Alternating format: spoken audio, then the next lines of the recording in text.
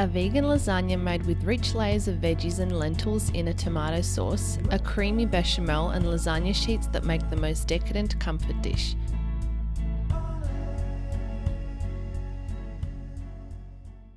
There's nothing better than a comfort meal that's full of whole food ingredients, just like something an Italian nonna would make. Now don't worry, you don't have to have an Italian nonna. I don't either, but I've definitely had my fair share of lasagnas over the years, and I'm telling you that this is the best one yet. And as always, you can find this recipe on our website. I'll link for it in the description, and let's get started. First, preheat the oven to 200 degrees Celsius, which is 390 Fahrenheit. So before we turn on the stove, we're going to chop up all of the veggies so that they're ready to go, because they actually go in quite quickly one after another. But today I'm actually going to use a food processor because it'll give you that beautiful consistency that you just can't really get with chopping it by hand. You can do it if you don't have a food processor. It will take a little bit longer and the veggies will be a little bit chunkier in your food, but that's totally fine. So just choose what you want to use. I will be chopping them up roughly before I put them in, but I will also put it on medium-high heat. Now, you want to make sure you put it on that heat so that you're not just stewing the vegetables in their own juices, because when you put it through the food processor, you do actually get much more moisture coming out of the vegetables before you even add them to the skillet. So just keep that in mind, but if you are chopping them, do it on medium heat and you should be good to go. So we just need to clean, cut and process a large onion. This will also help to save those tears when having to stand over a board chopping the onions for too long. Pulse the veggies to be more in control of how fine they come out. When they reach this consistency, they're perfect. Look at this funny shaped carrot. We've got 2 medium carrots. I like to use juicing carrots as they're at least half the price of normal carrots. Yes, they come in odd shapes and sizes, but I don't mind that. A carrot is a carrot after all. Needed to chop these a little bit finer. Do this so you don't almost break your food processor like me.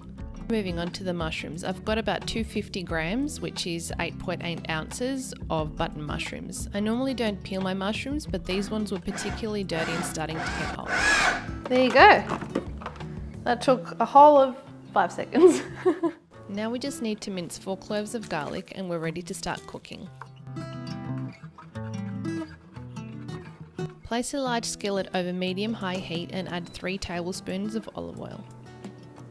Add in the onions, sauteing for a couple of minutes until they start to go golden. Then the garlic and cook for a further 2 minutes, followed by the carrot.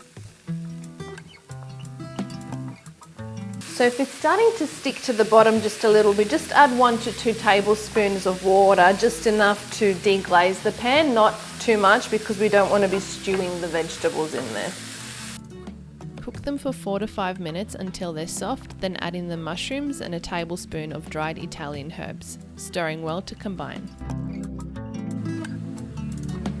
Cook for another couple of minutes until all the veggies are nice and soft, and then reduce the heat to medium and add 2 cans of washed and drained brown lentils, stirring yet again for a couple of minutes before adding 1 heaped tablespoon of tomato paste, 1 bottle of passata, 1 can of tomatoes, which are diced,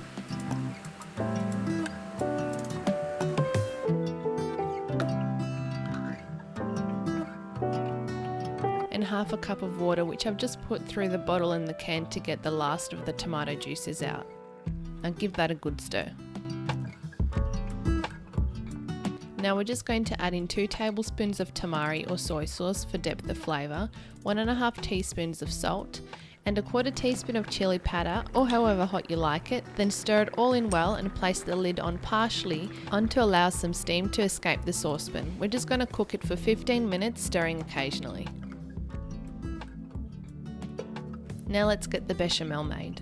To a small pot, add 3 cups of oat milk, 1 bay leaf that's been torn in half, a pinch of nutmeg, 1 teaspoon of whole peppercorns, and a teaspoon of salt.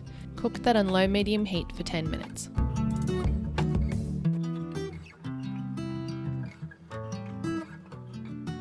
So we will have a few pots going at the same time, but don't worry, it's all pretty straightforward. We will be mixing this a few times, the lentils that is, and then while the oat milk with all of the spices is simmering away for a couple of minutes, then we're going to start on the roux, which is the olive oil and flour base for the bechamel. So to a pot, add 6 tablespoons of olive oil on medium heat until it's warm.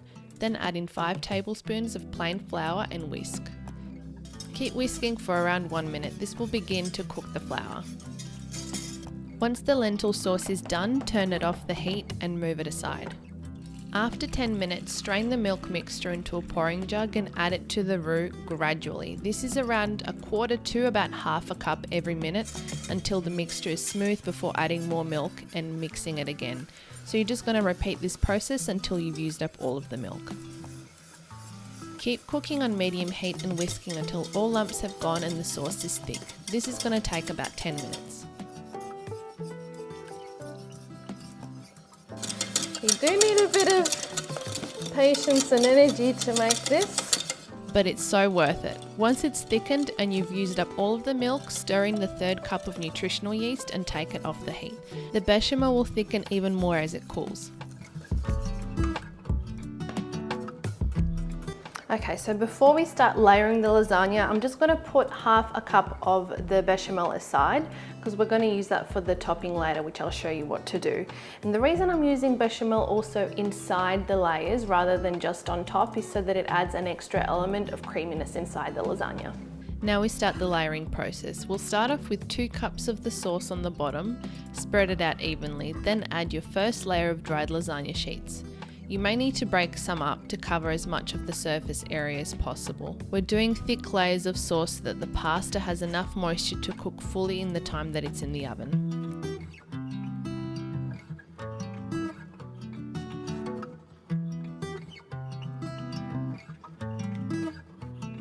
Next, we add a 3/4 cup of bechamel, again spreading it out evenly to cover the pasta. Then we continue again with 2 cups of sauce. There's something quite therapeutic about layering that I love. Does anybody else get that same satisfaction?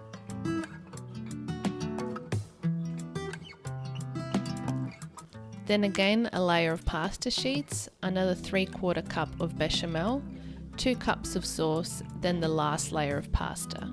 You may have a little less, but trust me, it's totally fine. Just try and cover as much surface area as you can.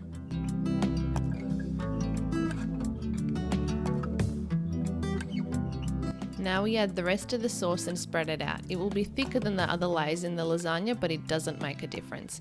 Now top it off with the remainder of the bechamel and spread it out as evenly as you can.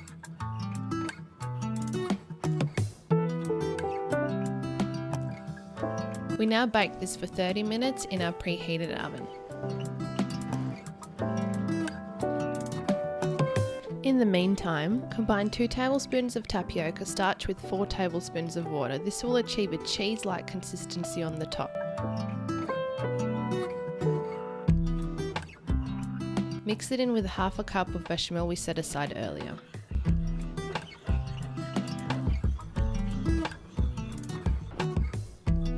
After 30 minutes, take the lasagna out of the oven and spread out the bechamel mixture evenly over the top of the bake.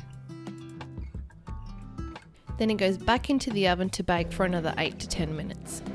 Once finished, turn your oven off and put on the grill function until your topping starts to brown and bubble. You can decide how far you want to take it. Let it rest for around 10 minutes, then you're ready to dig in. This lasagna can easily feed up to 8 people and makes great meal prep for the week. You can also freeze the lasagna to enjoy later.